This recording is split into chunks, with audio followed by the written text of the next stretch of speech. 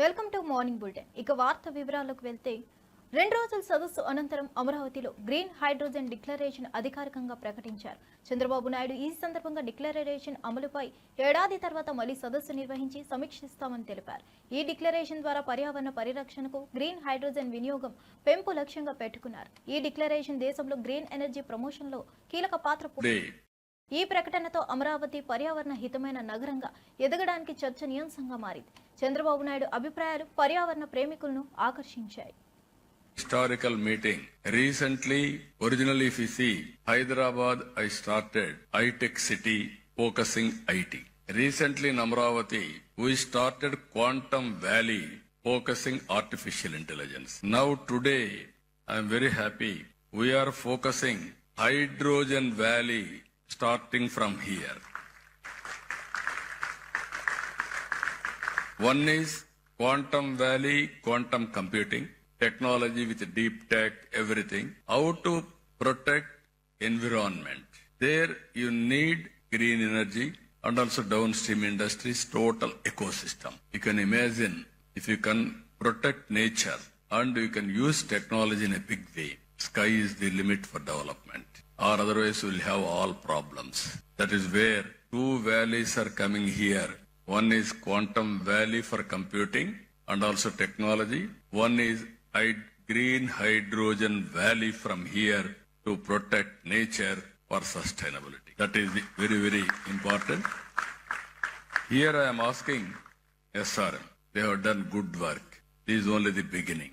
I am requesting SRM to take lead to bring industry, green hydrogen players who are all in the field and also research organizations and all users. How to take to logical conclusion.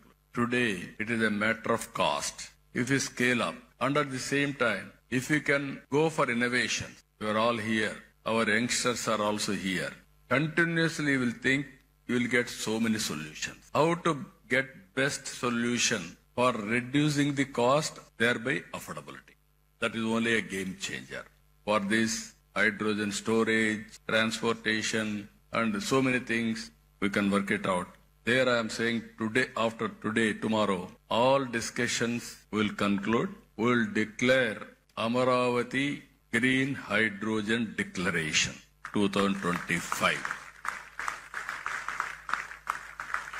Same day next year we will meet again to review what we have done, what is the progress. Bring knowledge available globally, bring all experts and players available globally, and also we will improve further with value addition. If you can provide all solutions, I am here to give proof of concept. Some chief ministers may not understand, but our prime minister is very clear. He had a clarity in technology and also vision. That is where I am saying always right time, right place, right person. That is Narendra Modi ji as on today. Today, I really appreciate Nagar Kurnool జిల్లా పర్యటనలో CM Revanth Reddy జటప్రోలులో young India integrated residential స్కూల్కు శంకుస్థాపన చేశారు. ఈ కార్యక్రమంలో ఆయన స్థానిక ప్రజలు, విద్యార్థులు ఘనంగా ఆత్మీయంగా స్వాగతించారు. ఈ రెసిడెన్షియల్ స్కూల్ విద్యార్థులకు ఉన్నతమైన విద్యను అందించడమే లక్ష్యంగా నిర్మించబడుతుంది. సీఎం రేవంత్ రెడ్డి మాట్లాడుతూ విద్యారంగంలో ఈ ప్రాజెక్ట్ కీలకమైన మార్పులు అని చెప్పారు. ఈ పర్యటన జిల్లాలో ప్రజల్లో కొత్త ఉత్సాహాన్ని నింపింది. విద్యకు ప్రాధాన్యం ఇస్తున్న సీఎంగా రేవంత్ రెడ్డి పేరు తెచ్చుకున్నారు. మన రేవంతన్న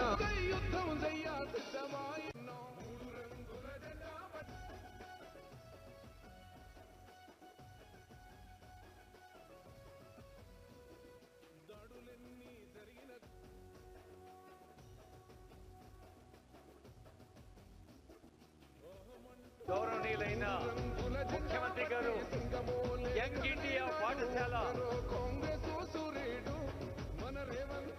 అనే సంబంధం లేకుండా అందరూ ఒకే చెట్టు కింద ఒకే నీడలో ఆ యంగ్ ఇండియా ఇంటిగ్రేటెడ్ స్కూల్ నిర్మాణానికి శ్రీకారం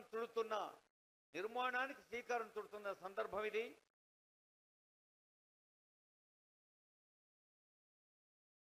కొల్లాపూర్ నియోజకవర్గంలో 200 కోట్ల రూపాయలు మంజూరు చేశారు గౌరవనీయులైన ముఖ్యమంత్రి వర్యులు.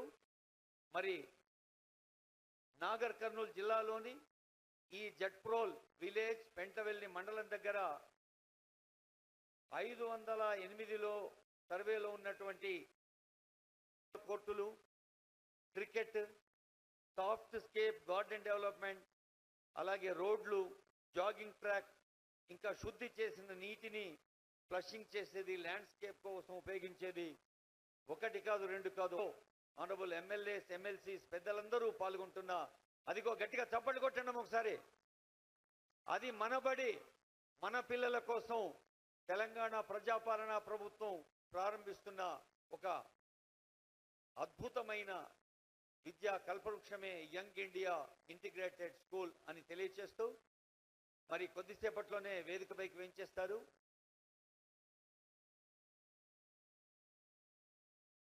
కొల్లాపూర్ నియోజకవర్గ శాసనసభ్యులు, గౌరవ మంత్రివర్యులు, ఈనాటి సభాధ్యక్షులు విడుదల రజని మాజీ మంత్రి మరియు చిలకలూరుపేట వైఎస్ఆర్సీపీ ఇన్ఛార్జ్ చంద్రబాబు మేనిఫెస్టోను రీకాల్ చేస్తూ కఠిన వ్యాఖ్యలు చేశారు.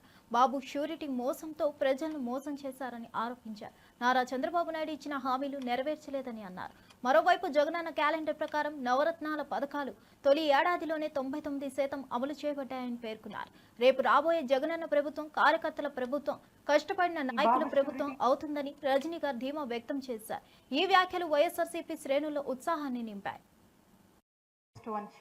సూపర్ 6 అని అనేక మాటలు మొన్న ఎన్నికల ముందు చెప్పి ప్రజల్ని మోసం చేసి ఆశ చూపించి ఓట్లు వేయించుకొని మరి సంవత్సరమైంది. ముచ్చటగా సూపర్ 6 అని చెప్పారు. నిరుద్యోగ భృతి ఇస్తామన్నారు, అది లేదు. ఆడబిడ్డని ఇదన్నారు, అది లేదు. ఫ్రీ బస్ అన్నారు, అది లేదు. రైతన్నులకు ఆర్థిక సాయం అన్నారు, అది లేదు. స్కూల్కి వెళ్ళే పిల్లవాడందరికీ, ప్రతి పిల్లవాడికి కూడా తల్లికి వందనమని ఇస్తామన్నారు, అది లేదు. సంవత్సరానికి 3 ఉచిత గ్యాస్ సిలిండర్లు అన్నారు, అవి లేవు. ఇంకా ఏమనంటే సూపర్ 6 అయిపోయింది, దానికి దీనికి లింక్ చేశామని చంద్రబాబు నాయుడు గారు మాటల్లో వాళ్ళ రెడ్ బుక్ చేతలు ఎలా ఉన్నాయో అలాగే మాటలు ఇంకా మాట్లాడితే నాలుక అది ఇదని చెప్పేదో మాట్లాడడం మీరందరూ విన్నారు. చంద్రబాబు నాయుడు గారు ఈ సంవత్సరంగా మరి ఏ విధంగా ప్రజల్ని మోసం చేశారు అనేటువంటి విషయాల్ని ఇలా మాట్లాడుకుంటూ ప్రజల్లోకి, గ్రామ స్థాయిలోకి చేరవేసేటువంటి ఒక కార్యక్రమమే ఈ బాబు షూరిటీ మోసం గ్యారంటీ అనేటువంటి కార్యక్రమం ముఖ్య ఉద్దేశమని తెలియజేస్తున్నాను.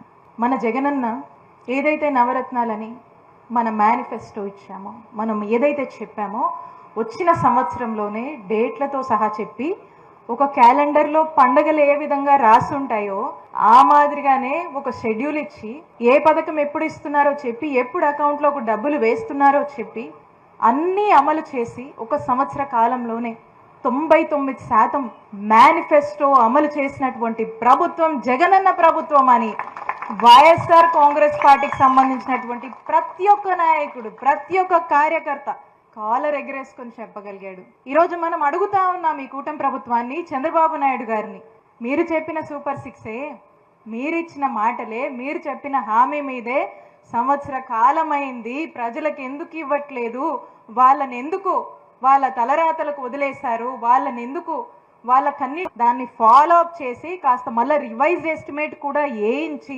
వాళ్ళు ఎంబడిపడి ఎన్నిసార్లు తిరిగామో, ఎన్ని రివ్యూలు పెట్టామో, ఎన్నిసార్లు పనులు పరిశీలించడానికి వెళ్ళామో ఇవన్నీ చేసి వెంటబడి రాత్రింబగలు ఆ కాంట్రాక్టర్లు ఎంబడి పడి పని చేయిస్తే రెడీ అయిందయ్యా మా చిలుకలూరుపేట బైపాసు. మా దురదృష్టం బైపాస్ రోడ్ అంతా ఏర్పాటైంది. శ్రీ మెట్టు సాయి కుమార్ తన వ్యాఖ్యలతో తన్నీరు హరీష్ రావుపై తీవ్ర వ్యాఖ్యలు చేశారు. రేవంత్ రెడ్డి సాయి ఎప్పటికీ హరీష్ రావుకి అందదని అన్నారు. ఆయన వ్యాఖ్యలు గౌరవ సీఎం రేవంత్ రెడ్డిని ప్రశంసిస్తూ హరీష్ రావుకు సవాలు విసిరేలా ఉన్నాయి. సాయి కుమార్ రాజకీయ వర్గాలు చర్చనీయాంశంగా మారాయి. హరీష్ రావుకు కన్నీరు అంటూ చేసిన వ్యాఖ్యలు తీవ్రంగా స్పందించాయి. రేవంత్ స్థాయి ఎదగడం గురించి సాయి కుమార్ అభిప్రాయాలు ప్రాధాన్యంగా నిలిచాయి.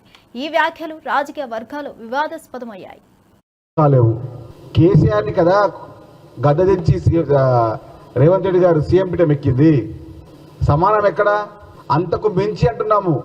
సమానం కన్నా అంతకు మించి. ఇలాంటి కూడా నిజాలు తెలియకపోతే ఎట్లా హరీష్ రావు గారు? డ్రగ్స్ నాటకాలు బంద్ చేయి అంటే డ్రగ్స్ని చట్టబద్ధం చేయమంటారా హరీష్ రావు గారు? అన్న డ్రెస్ అంతా తీసుకోమంటారా హరీష్ రావు గారు? ఆంధ్రప్రభ పేపర్లో కేసీఆర్ తో ఏనాటికి సమానం కాలేవు అంటున్నాడు. హరీష్ రావు గారు మీరు మర్చిపోతున్నారు. కల్వకుంట్ల చంద్రశేఖర్ రావు గారిని ముఖ్యమంత్రిగా ఉన్నప్పుడు ఆయన గద్దదించే యనుమల రేవంత్ రెడ్డి గారు ముఖ్యమంత్రి అయ్యారని మీరు మర్చిపోతున్నారా? భవిష్యత్తులో తన్నీరు హరీష్ రావు గారికి కన్నీరే. మీరు ఎంత మొచ్చుకున్నా, ఎంత గగ్గోలు చేసినా, ఎన్ని పుకార్లు పుట్టించినా, ఎన్ని చిల్లర పలుకులు పలికినా మీ మామ కేసీఆర్ గారు నిన్ను ఏమాత్రం పట్టించుకోడు. ఆ భజన బృందంలో నిన్ను బహిష్కరించారు. బీఆర్ఎస్ పార్టీ భజన బృందం నుంచి తన్నీరు హరీష్ రావు గారిని.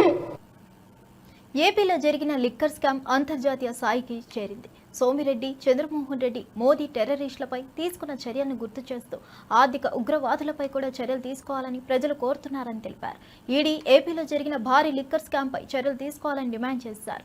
3,200 కోట్ల మద్యం స్కామ్ మాత్రమే కాదు, 30,000 మంది ప్రాణాలు బలిగొన్న ఈ ఘటనపై విచారణ జరగాలని అన్నారు. వైసీపీ నేతల కరప్షన్ దేశ సరిహద్దులు దాటినట్టు ఆయన ఆరోపించారు. ఈ వ్యాఖ్యలు రాజకీయ వర్గాల్లో సంచలనంగా మారాయి. ఈ 11 ఏళ్ల పాలనలో ఆయనకి చాలా మంచి పేరు తెచ్చుకున్నారు. ఈవెన్ పహల్గామ్ మీద ఉగ్రవాదులు దాడులు చేయించి ఆ టెర్రరిస్టులు అంతు చూశాడు. ఇక్కడ నేనేమంటానంటే అదేవిధంగా ఎకనామిక్ టెర్రరిస్టుల సంగతి కూడా చూడాల్సిన అవసరం ఉంది. ఇక్కడ for example Delhi liquor case 150 కోట్లు. ఇప్పుడు కాళేశ్వరం మీద కూడా ఈడీ విచారణ మొదలుపెట్టింది. ఢిల్లీ లిక్కర్ కేసు మీద ఈడీ విచారణ మొదలుపెట్టింది. ఇక్కడ 1,000 కోట్లు ఇంటర్నేషనల్ స్కామ్, దుబాయ్ నుంచి మనీ రూటింగ్, ఇవన్నీ. దీంట్లో ఐఏఎస్లు అరెస్ట్ అయినారు, ఐఏఎస్లు జైల్లో ఉన్నారు. ఒక కీలక వ్యక్తి అంటే మీరు అర్థం చేసుకోవచ్చు రాష్ట్రంలో. ఆయన ప్రమేయంతో 3,200 కోట్లు ఇప్పటికి లెక్క తేలింది.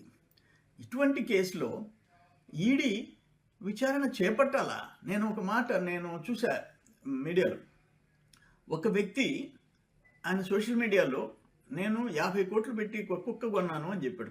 కుక్క పిల్ల. వెంటనే ఈడీ రైడ్ చేసింది. తర్వాత నేను సోషల్ మీడియాలో ఫేక్ మెసేజ్ పెట్టానని చెప్తే వెనక్కి వచ్చింది. 5 కోట్లు 10 కోట్లు కూడా ఈడీ రైడ్ చేసేసి సీరియస్గా యాక్షన్ తీసుకుంటుంది. నేనేమంటానంటే ఇక్కడ బీఆర్ఎస్ వర్కింగ్ ప్రెసిడెంట్ కేటీఆర్ గుంపు మేస్త్రిపై తీవ్ర విమర్శలు చేశారు. పంది బురదలోనే పోర్లాడుతుంది అన్నట్లు వారి నోట్లో నుండి కంపు మాత్రమే వస్తుందన్నారు. ఫోన్ ట్యాపింగ్, ఫార్ములా ఈ డ్రగ్స్ కేసు వంటి వివిధ వివాదాలు మరోసారి కాళేశ్వరం కేసీఆర్ అంటూ డైవర్షన్ పాలిటిక్స్ చేయడం తప్ప 20 నెలల్లో కృష్ణ ముఖ్యమంత్రి చేసిందేమీ లేదని కేటీఆర్ వ్యాఖ్యానించారు. ఈ విమర్శలు రాష్ట్ర రాజకీయాల్లో పెద్ద చర్చనీయాంశంగా మారాయి. కేటీఆర్ వ్యాఖ్యలు విభిన్నంగా స్పందించాయి. విమర్శల వర్షం కురుస్తుంది. పెద్దలు చెప్తారు, నక్క పీనుగునే పిక్కు తింటది, పంది బురదలోనే పొరలాడుతుంది, పెండ పురుగు గుడ్ల చావిట్లోనే తిరుగుతుంది. అట్లాగే గుంపు మేస్త్రి నోట్లోంచి కంపు తప్ప ఏమి రాదు, నికృష్టపు మాటలు తప్ప ఏది రాదని మళ్ళొక్కసారి తేలిపోయింది. ఒకరోజు ఫోన్ ట్యాపింగ్ అంటాడు, మరొక రోజు ఫార్ములా ఈ అంటాడు, ఇంకో రోజు డ్రగ్స్ అంటాడు, కాదంటే కాళేశ్వరం, లేదంటే కేసీఆర్. 20 నెలల్లో ఈ నికృష్టుడి బతుకు, ఈ రాష్ట్ర ముఖ్యమంత్రిగా ఉన్న నికృష్టుడి బతుకు కేసీఆర్ జపం చేయడం, డైవర్షన్ టాక్టిక్స్ తప్ప, head line management, dead line management తప్ప చేసిందేంది? ఇప్పటి వరకు ఈ రాష్ట్రంలో ఏ వర్గానికి నువ్వు చేసిందేంది నేను అడుగుతా ఉన్నా. అందుకే పెద్దలు చెప్తారు, పంది ఎంత బలిసినా నంది కాదు. నువ్వు ముఖ్యమంత్రి కావచ్చు, ఇంకో 3 ఏళ్ళు ఉండొచ్చు, మురిపంగా డబ్బుల మూటలు దోచుకుంటూ ఉండొచ్చు, కానీ ఎన్నటికీ నీ బతుకు ఒక పెండ పురుగులోని పురుగు బతికే తప్ప నీది ఎన్నటికైనా కూడా కేసీఆర్ స్థాయి గాని, ఆ ముఖ్యమంత్రి పదవికుండే ఒక గౌరవాన్ని గాని. గతంలో మహామహులు ఆ పదవిని అధిష్ఠించారు. ఓ విజయభాస్కర్ రెడ్డి గారు, ఓ ఎన్టీ రామారావు గారు, ఒక రాజశేఖర రెడ్డి గారు, ఓ చంద్రబాబు నాయుడు గారు, ఓ కేసీఆర్ గారు. వాళ్ళు ఆ పదవికి ఎక్కిన తర్వాత ఎంత హుందాగా వ్యవహారం చేశారు. ఒక రోషయ్య గారు ఎంత హుందాగా వ్యవహరించారు. మీరెంత నికృష్టంగా వ్యవహరిస్తున్నారు. ఇది రాష్ట్రమే కాదు, దేశం మొత్తం గమనిస్తా ఉంది. 2 ఏళ్లైంది మీరు తెలంగాణ రాష్ట్రానికి ముఖ్యమంత్రి. మీ వల్ల వీసమెత్తు లాభం పొందిన ఒక మనిషి గాని, ఒక వర్గం గాని చూపెడతావా? ఒకటి మాత్రం ఒప్పుకోవాలి, రేవంత్ రెడ్డి గారి వల్ల బాగా లాభపడింది ఎవరయ్యా అంటే చిల్లర గాసిప్ వెబ్సైట్లు, యూట్యూబ్ ఛానళ్లు. వాటి ప్రధాన మంత్రి నరేంద్ర మోదీ ప్రారంభించిన వరంగల్ రైల్ మ్యానుఫ్యాక్చరింగ్ యూనిట్ పనులు 60 నుంచి 70% పూర్తయ్యాయి. రైల్వే మంత్రి అశ్విని వైష్ణవ్ రేపు ఈ యూనిట్ పనుల పురోగతిని సమీక్షించనున్నారు. 521 కోట్ల బడ్జెట్ కేటాయింపులతో ఈ ప్రాజెక్ట్ ముందుకెళ్తుంది.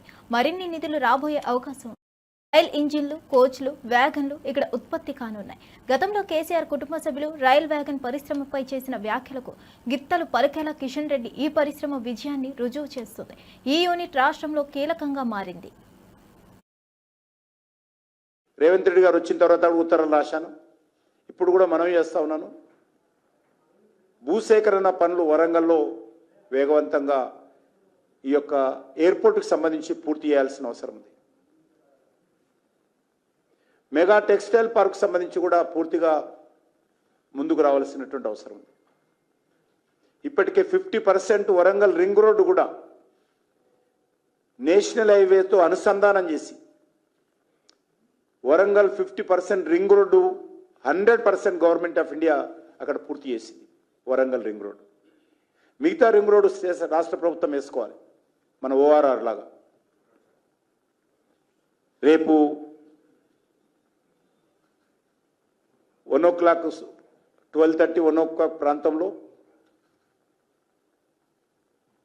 ఆ యొక్క రైల్ మ్యానుఫ్యాక్చరింగ్ యూనిట్ పరిశీలించడం కోసం మంత్రి గారు వస్తారు.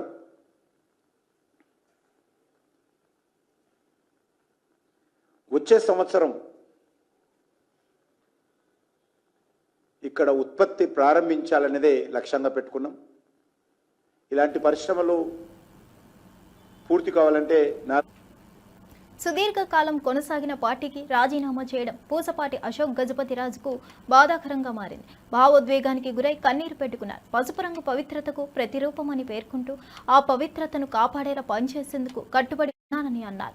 రాజీనామా విషయంలో ఇప్పటికే పార్టీ అధినేత చంద్రబాబు నాయుడుతో ఫోన్లో చర్చించి ఆమోదం పొందారని తెలిపారు.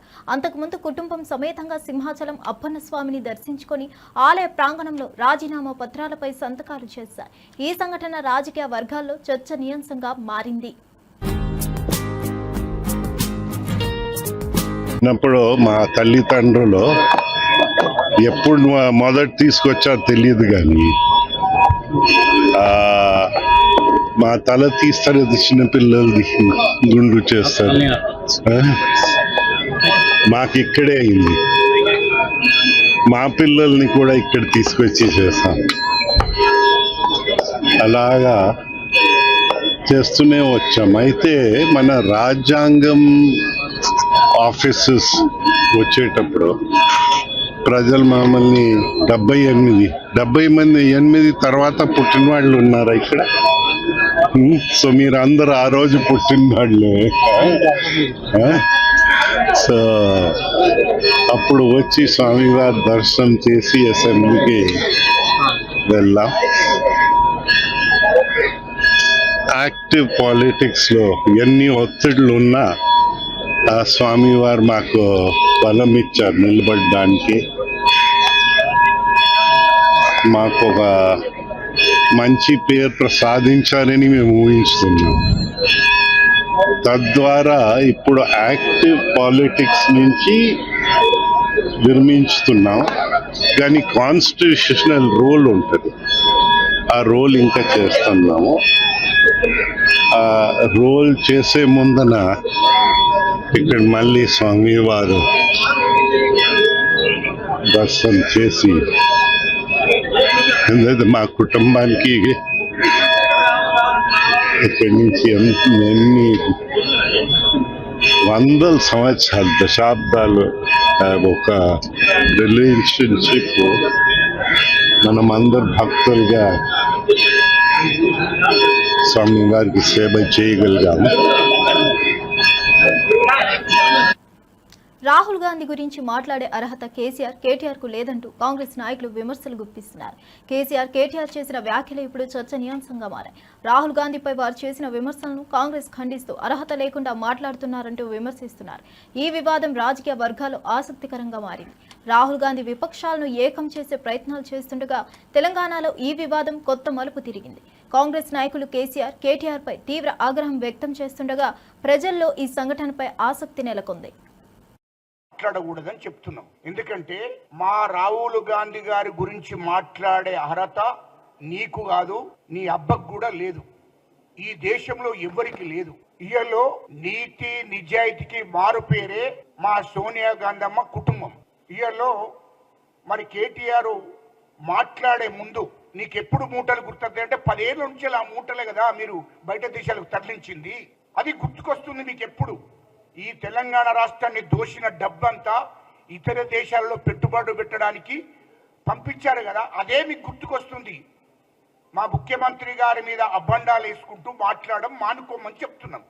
ఎందుకంటే ఇయర్లో మా సోనియా గాంధీ అమ్మ గారికి కానీ మా రాహుల్ గాంధీ గారికి కూడా కానీ ఢిల్లీలో ఇల్లు లేదు ఇప్పటికీ. ఈ దేశానికి స్వతంత్రం తీసుకొచ్చినటువంటి కుటుంబం ఈ దేశం కోసం డబ్బులన్నీ ఖర్చు పెట్టి సొంత ఆస్తులు కూడా, నెహ్రూ కుటుంబం సొంత ఆస్తులు కూడా పోగొట్టుకున్నది ఈ దేశం కోసం, ఈ దేశ ప్రజల కోసం. ఈ దేశానికి స్వతంత్రం రావాలనే లక్ష్యంతో మరి మొత్తము ఆ కుటుంబానికి సంబంధించినటువంటి ఆస్తులన్నీ వాళ్ళు సంపాదించిన డబ్బంతా, నెహ్రూ కుటుంబం సంపాదించిన డబ్బంతా ఈ దేశం కోసం, ఈ దేశ ప్రజల కోసం పెట్టిన విషయం గుర్తు చేస్తున్నాను. హైదరాబాద్ కూకట్పల్లి శాంతినగర్లో నివసించే ఐటీ ఉద్యోగి నిఖిత తాను కాన్పు కోసం పుట్టింటికి వెళ్ళినప్పుడు భర్త శ్రవణ్ ఇంటిని అమ్మేశాడు. నిఖిత ప్రతి నెల ఈఎంఐ చెల్లిస్తూనే ఉన్నా తిరిగి వచ్చేసరికి తన ఇంట్లో అపరిచితులు కనిపించడాన్ని చూసి ఆమె కంగు తింటుంది. ఈ పరిస్థితిని తట్టుకోలేక నిఖిత తన బంధువులతో కలిసి ఇంటి ముందు బైఠాయించి నిరసన వ్యక్తం చేసింది. ఈ సంఘటనతో న్యాయపరమైన చర్యలు తీసుకోవాలని ఆమె డిమాండ్ చేస్తుంది. సహజీవనం నెరపాల్సిన సమయంలో ఇల్లు అమ్మడంతో నిఖితకు తీవ్ర నిరాశ కలిగింది. ఈ సంఘటన స్థానికంగా చర్చనీయాంశంగా మారింది. మేము ఏప్రిల్ 2022లో ఇల్లు తీసుకున్నామండి. ఆ ఇల్లు పేమెంట్ మా అమ్మ వాళ్ళు ఇచ్చిన డబ్బులతోనే ఇల్లు తీసుకున్నామండి. మిగిలింది లోన్ పెట్టాము. లోన్కి కూడా ఇద్దరం కలిసి పెట్టామండి. లోన్ ఈఎంఐ కూడా నేను మా ఆయనకు సహకరించేది. ఇప్పుడు సడన్గా నాకు 2024లో నేను ప్రెగ్నెంట్ అయ్యానండి. ప్రెగ్నెంట్ అయినప్పుడు నేను కాన్పుకని మా ఇంటికి వెళ్ళాను. నన్ను ప్రెగ్నెంట్ అయినప్పటి నుంచి, అంతకుముందు నుంచి కూడా వరకట్నం కోసమని మా అత్త, మా ఆయన, మా ఆడపడుచు వాళ్ళు వేధించేది నన్ను. కానీ అడ్జస్ట్ అవ్వకుంటూ పెద్దవాళ్ళు అడ్జస్ట్ చేస్తూ మాట్లాడుతూ సర్ది చెప్పి పంపించారండి. ఇంకా నేను ప్రెగ్నెంట్ అయినప్పటి నుంచి నాకు ఇంకా టార్చర్ పెరిగిందండి. నేను ప్రెగ్నెంట్ అయితే నన్ను కొట్టి నిందించాడండి. ఇది హాస్పిటల్కి తీసుకెళ్ళి అప్పుడు డెలివరీ అప్పుడు వచ్చాడండి. వచ్చి మళ్ళీ తర్వాతకి గొడవ పెట్టుకొని 9 నెలల వరకు పాపను చూడడానికి రాలేదండి. అప్పుడు మళ్ళీ పెద్ద మనుషులు మాట్లాడి పంపిస్తే అప్పుడు తీసుకెళ్తానండి. అప్పుడు కూడా తీసుకెళ్లకుండా మా సొంత ఊరికి తీసుకెళ్ళి, హైదరాబాద్కి తీసుకురాకుండా సొంత ఊరికి తీసుకెళ్ళి అక్కడ మళ్ళీ గొడవ చేసి నన్ను కొట్టే మా వాళ్ళు వచ్చి తీసుకెళ్లారండి. ఇంకా ఆయన రావట్లేదు అనేసి నేను నా ఇంటికి వచ్చానండి. నేను వచ్చేసరికి ఇక్కడ వాళ్ళు ఇల్లు మేము వేరే వాళ్ళు కొనుక్కున్నామని చెప్తున్నారండి. ఆ ఇల్లు కొన్న డబ్బులు మా పేరెంట్స్ ఇచ్చారండి. మిగిలింది లోను నేను ఆయనకు సహకరిస్తూ కట్టానండి. నేనే కట్టేదాన్ని. విశాఖపట్నంలోని జీవీఎంసీ వద్ద ఆర్పీలు నిరసన వ్యక్తం చేశారు.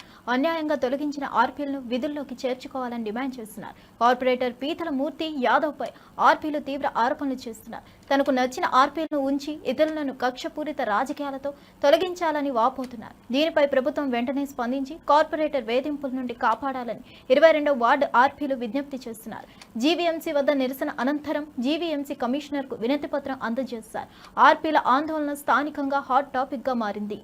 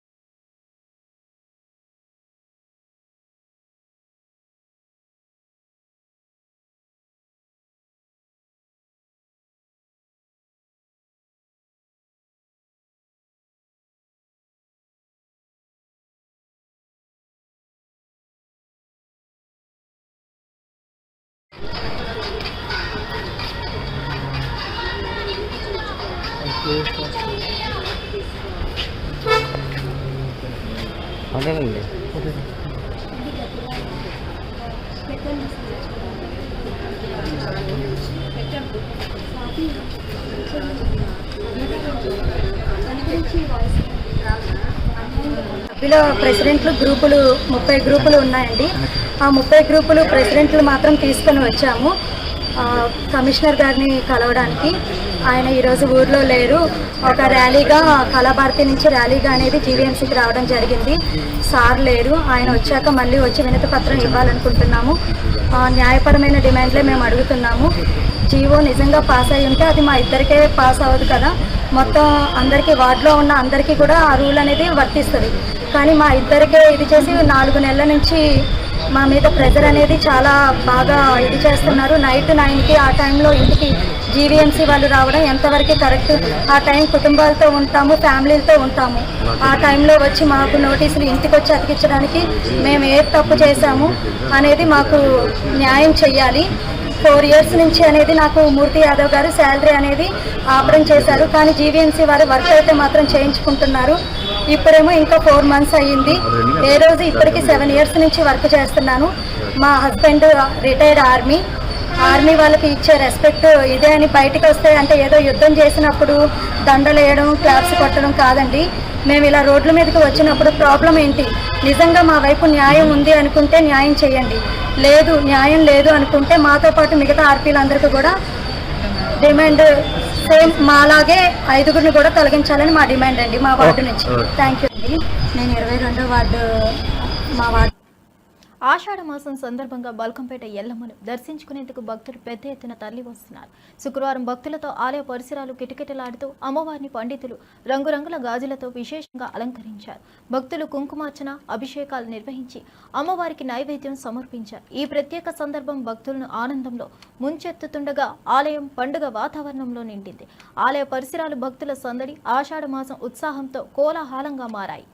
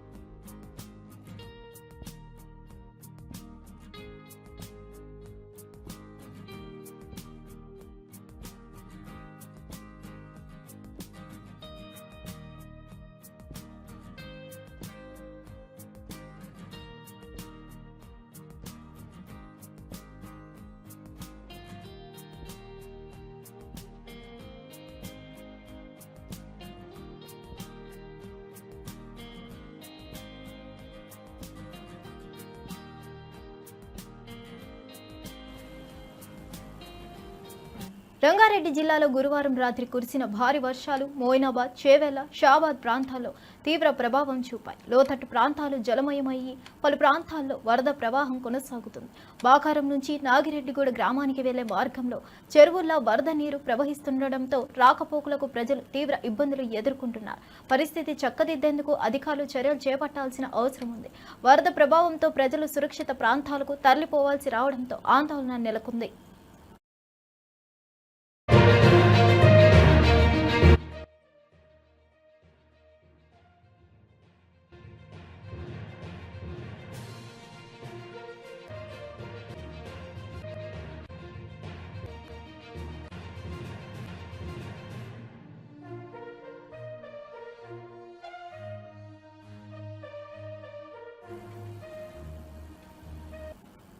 ఇవండి ఈనాటి విశేషాలు. మరో బులెటిన్తో మళ్ళీ కలుద్దాం.